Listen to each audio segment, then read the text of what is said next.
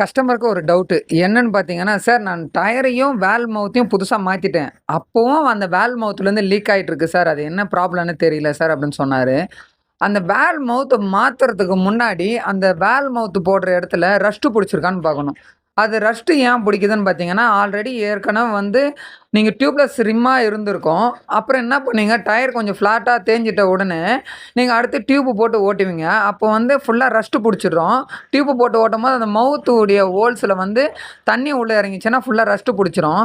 அதுக்கப்புறம் என்ன பண்ணுவீங்க, மறுபடியும் டியூப்லெஸ்ஸா மாத்தணும்னு நீங்க சொல்லுவீங்க. அப்போ மறுபடியும் டியூப்லெஸ்ஸா நீங்க போடும்போது அப்ப அந்த வால்வ் மவுத்த நீங்க போடுற இடத்துல வந்து ஃபுல்லா ரஸ்ட் புடிச்சிருக்கும். அப்புறம் அந்த வால்வ் மவுத்த போட்டு பிரயோஜனமே இல்ல. பார்த்தீங்கன்னா, அந்த வால்வ் மவுத்த எடுத்துட்ட உடனே எவ்வளோ ரஸ்ட் இருக்குது. அப்போ உங்களுக்கு எப்படி டியூப்லெஸ்ஸா நிக்கும்? அதே இடத்துல ஃபுல்லா வந்து பெயிண்ட் பண்ணிட்டீங்கன்னா, அதுக்கப்புறம் ஆயில் பேஸ்ட்ட போட்டு நீங்க லாக் பண்ணிட்டீங்கன்னா, டியூப்லெஸ் ஒரு துளி கூட லீக் ஆகாது. ஓகேவா? வீடியோ புடிச்சவங்க ஷேர் பண்ணுங்க.